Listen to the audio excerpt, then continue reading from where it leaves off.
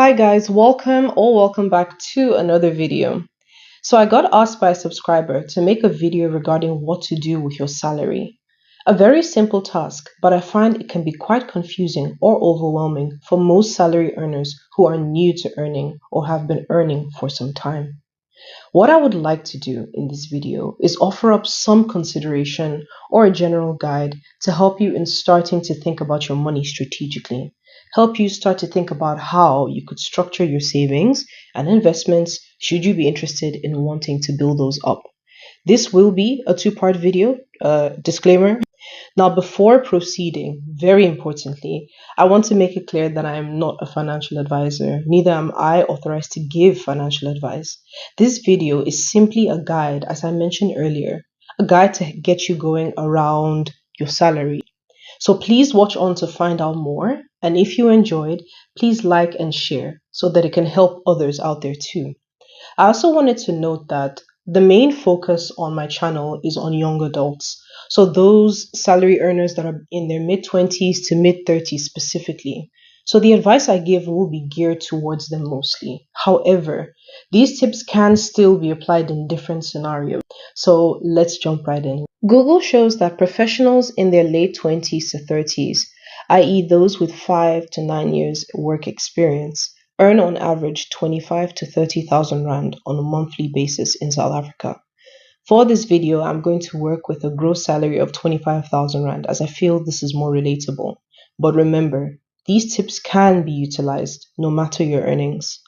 As per the tax calculator, the take-home pay, i.e. your gross salary, minus your pay-as-you-earn tax, minus UIF, would be about 21,339, as shown up on screen. Other common deductions that come off your salary before it hits your bank account are usually medical aid, which we will estimate is 22,100 Rand. I'm making that estimation based off of a single person.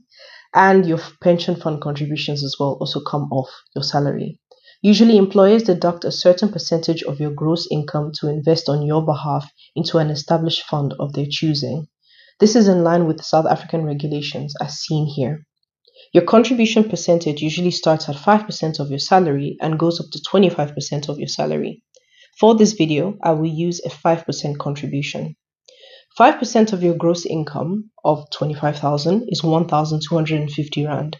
So once all these deductions have come off, you are left with a true take-home pay of 17,900 and some change. So let's say that once bills are paid in a month, the usual suspects of rent, Wi-Fi, electricity, water, groceries, you are left with approximately 3,000 Rand to work with for savings and investments. Here is what you should consider. Growing out your retirement accounts should be something you should consider. When I say retirement accounts, I refer to retirement saving vehicles. So, for example, pension funds, provident funds, umbrella funds, and retirement annuities. Now, the first three I just mentioned, pension, provident, and umbrella, are all workplace linked, meaning that your employer would facilitate and manage those for you. But when it comes to retirement annuities, this is a type of retirement account that you can open by yourself in your own personal capacity. You are allowed to own and create multiple retirement accounts, specifically retirement annuities. So this means that the pension or the provident or the umbrella fund that your salary deductions go into on payday does not have to be the only retirement account you have. Under South African financial regulation, there is nothing prohibiting you from opening and having a variety of retirement annuities with various financial institutions or various financial providers. I recommend teaming up with a knowledgeable financial advisor to help you navigate which provider and investment product to go with. I will leave a link in the description box as well to help you find a financial advisor. This strategy is more suited to you if you are committed to the long term. Because as per South African financial regulations, normally you could only make use of or access the funds in your retirement accounts from the age of 55. However, given the new two-pot system that came into effect as of September 2024, it has partially changed this rule. It allows for part of your retirement fund to operate as a savings account. This means that you could actually access a portion of your retirement fund that is usually locked away until you are old and gray. So you could take that 3,000 Rand, that disposable money that's left after all the bills, every month and diligently put it towards a discretionary retirement account or an annuity that you have opened up for yourself, in addition to the one that your employer is building up for you every month. By the time you get to an older age, you could have a healthy nest egg saved up across all these retirement saving vehicles. That is of course if you are disciplined enough to not withdraw from the savings component aimlessly or without good enough reason. As with every financial decision, there are tax advantages and disadvantages. So, for example, a tax benefit to you contributing diligently to your retirement account is that it is tax deductible. Think of it as the government rewarding you for making a good choice for your financial future. A disadvantage to this is that should you withdraw from that savings component of your retirement fund, you will pay a tax dependent on the amount withdrawn and various other circumstances. So that is something to keep in mind. It's important to note that there are more advantages and disadvantages tax wise when you are thinking about this consideration or this strategy. So please reach out to a financial advisor, have a discussion with them, and have them guide you along and fully break down all to consider and think about should you decide to go this route. Another thing to consider would be to grow out your tax free savings account. A wonderful gift that the South African government gives us is an allowance to invest up to 500,000 Rand over our lifetime, completely tax free. So, what does that mean? That means that the capital of 500,000 Rand plus any profit it gains will not be taxed by the government. It all belongs to you. That is an incentive and a half, if I should say so myself. Breaking it down annually, you are allowed to invest 36,000 Rand every financial year, which is between the 1st of March to the 28th of Feb.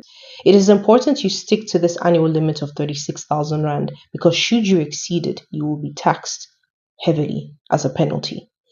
Now, most people can't afford to throw a lump sum of 36,000 Rand one time into a tax-free savings account. So why not do it monthly? So I would take my 3,000 Rand and invest it every month so that by the time I get to the end of a financial year, I have maxed out my annual limit. And of course, I would aim to do this again for the next financial year end. Mind you, even if you do not have the whole 3,000 Rand to invest every month, if you have 2,000 Rand, if you have 1,000 Rand, put it into the tax-free savings account. Half bread is always better than none. Now, a big warning. Do not treat your tax-free savings account like a transactional account, meaning do not put money in just to take the money immediately out again. This is because the lifetime limit of 500,000 Rand that is provided to you is once off. So let's say it is your first year contributing to your tax-free savings account and you successfully contributed 36,000 that year. You now have 464,000 Rand left of your lifetime limit. So say you withdrew that whole 36,000 Rand the next year after you invested it. That's it. Your lifetime limit does not return to 500,000 Rand. It remains at 464,000 and you can only save up to that point. So should you exceed it, you will be penalized. You can talk to a registered financial advisor to help you open a tax-free savings investment account, as well as help you with any additional queries that you might have. Once more, this strategy is suited to you if you want to play the medium to long-term game, as it takes a while to hit 500,000 Rand, and you do need to allow time and compound interest to grow your investments even further. Hence, you'd probably only be able to access the funds later on in your life after you've gained some returns due to compound interest. You can use the money for whatever reason. For example, you can use it as a down payment on a house, or perhaps to supplement your income that you're receiving from your other retirement policies when you're older. Whatever. And the best part is, it's all free of tax. So that concludes part one of this topic. Look out for part two next week, where I share 3 more important considerations when it comes to making your money work for you.